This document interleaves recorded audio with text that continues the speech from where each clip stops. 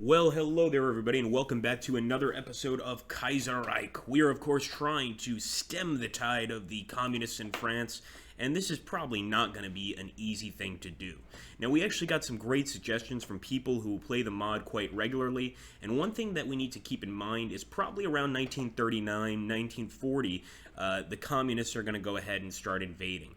Now, of course, I was talking with you guys about going to war with a bunch of different countries, but in this case, our main concern is going to be the Soviet Socialist Republics, or in this case, the actual Soviet Republic under Mikhail Tukhachevsky.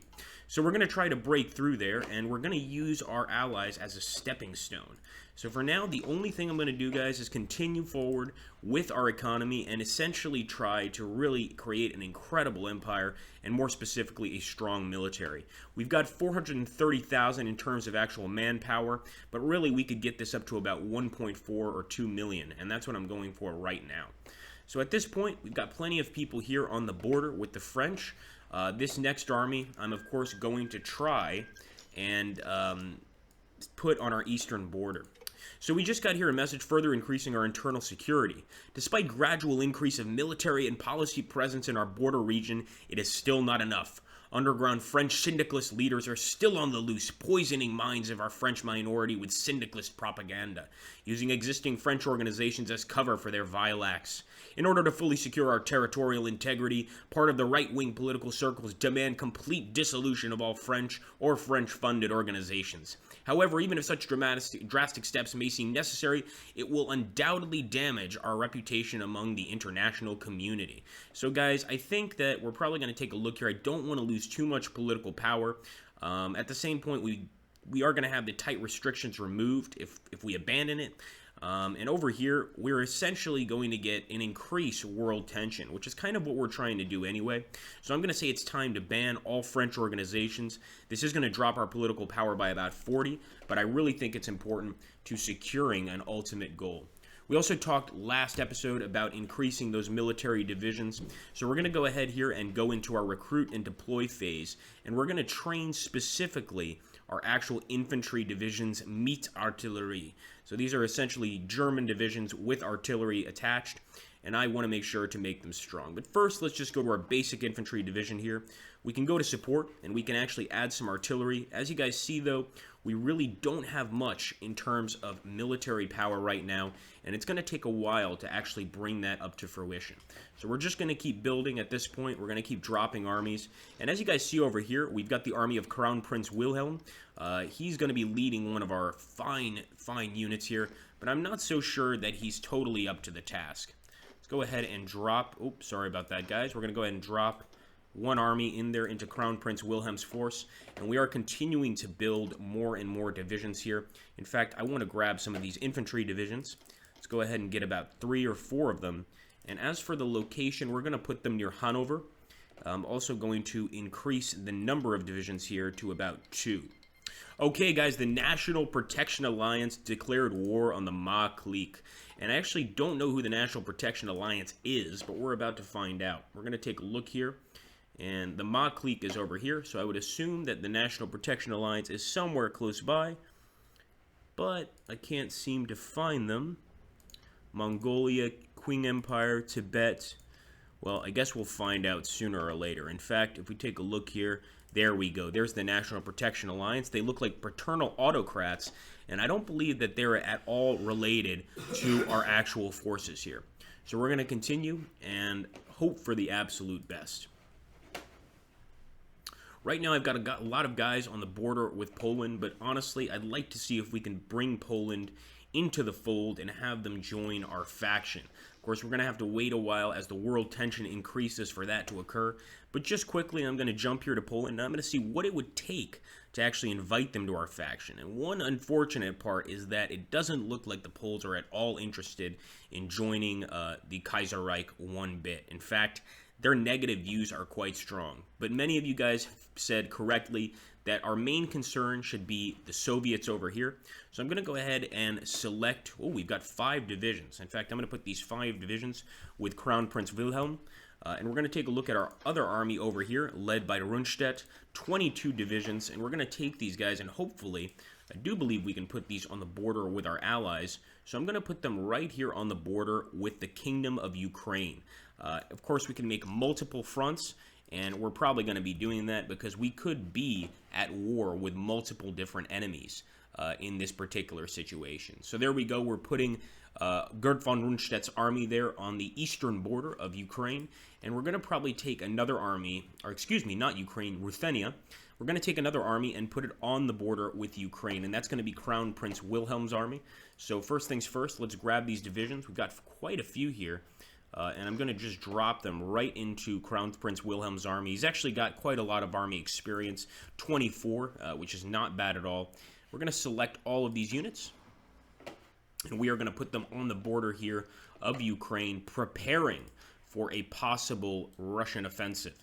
So we're going to go ahead and move these guys here. Of course, our biggest goal right now, especially since we're trying to keep the Reich together, and particularly the Kaiser in power, is we need to do our absolute best to keep the communists at bay. And now that they have control of Russia, it's going to be a bit of a struggle to make sure that they don't affect us in the slightest. Got a whole bunch of different air factories here, airplane factories. We've got tactical bombers, all sorts of fighter planes. So if we do need to go to war, we can certainly do it. We just unlocked the Konrad Zuse National Focus, and now we're going to focus more on military and civilian reforms. So I'm going to go for the civilian reforms now, guys, because Black Monday, of course, caused us a tragic economic crisis, and we really need to bring our country back to its stable and appropriate nature. Of course, that could take quite a while here. Just taking a look at Erich von Manstein's army, and we're going to select all of these guys are pretty well trained, but I'm starting to see a few of these guys that are affected by attrition, and this really could just be because it's quite a small border. At the same time, I think one thing that's going to be very, very important, guys, is going to be to construct some bunkers on the border with the French.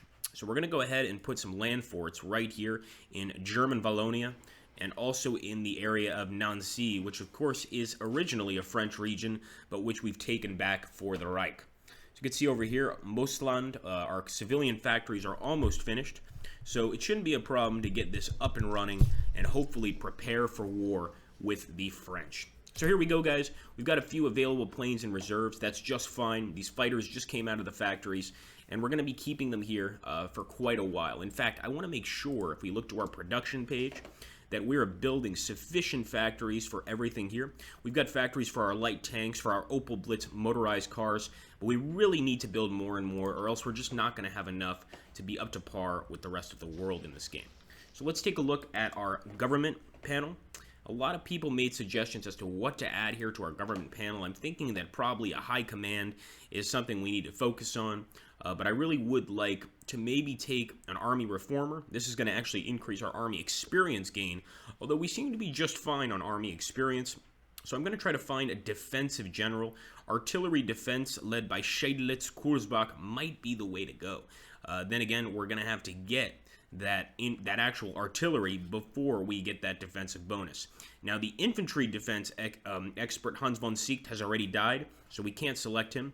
Hans Spiegel focuses on artillery attack, and we might need to focus actually on the offensive and not just defensive things, because now that we've got, of course, the Russians on our eastern front, we may need to go to war with the Russians before the French decide that it's time to attack.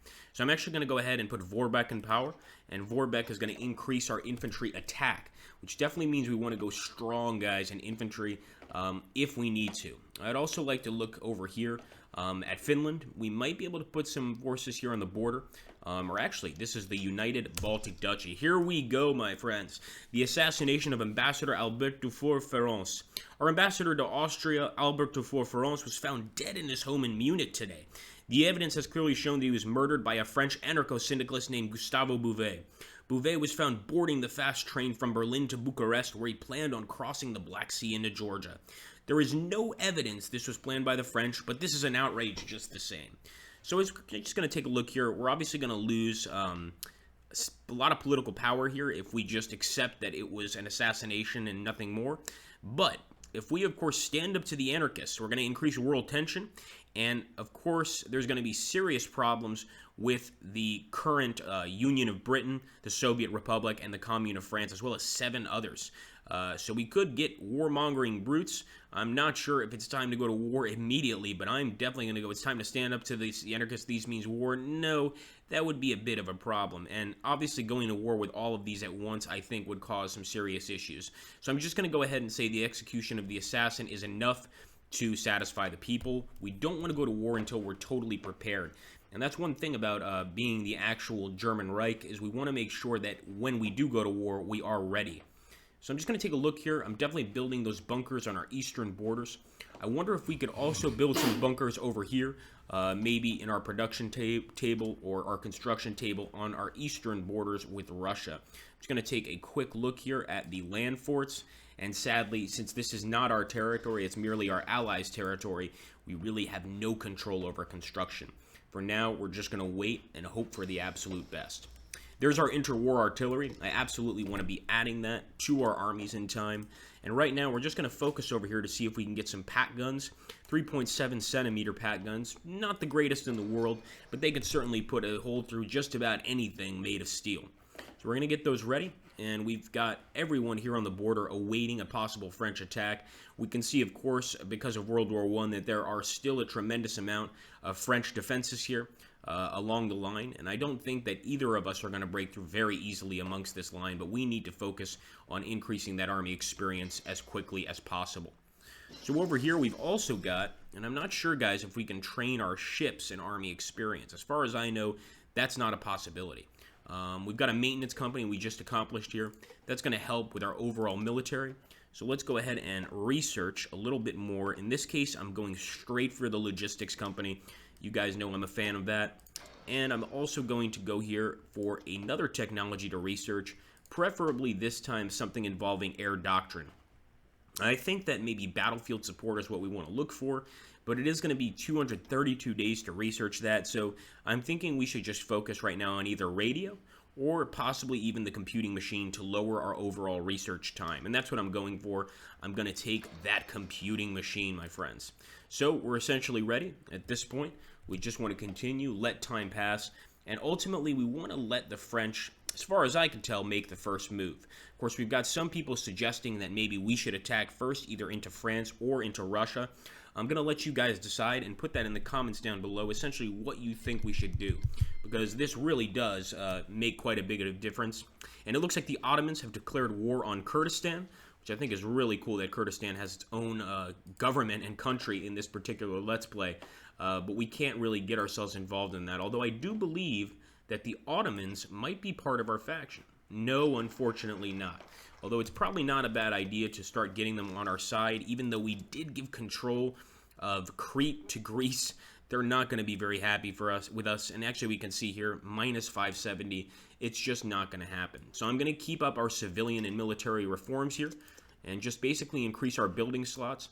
We should also go ahead and try to make sure that we are also building airplanes. So I want to take a look here. We do have these BF-109s being created, but our total need is filled. So I'm going to see if I can lower the factories here and instead increase the factories for our Panzers and, of course, our motorized cars, of which we actually need quite a lot. Right now, we're not creating any light Panzer tanks at all, and that's going to hurt us in the end. Anyway, guys, I hope you enjoyed this episode. If you did, don't forget to hit that like button, rate, subscribe, comment, and don't forget, happy holidays to all. Everybody have a great new year if I don't see you before then, and thank you so much for watching this episode of KaiserReich.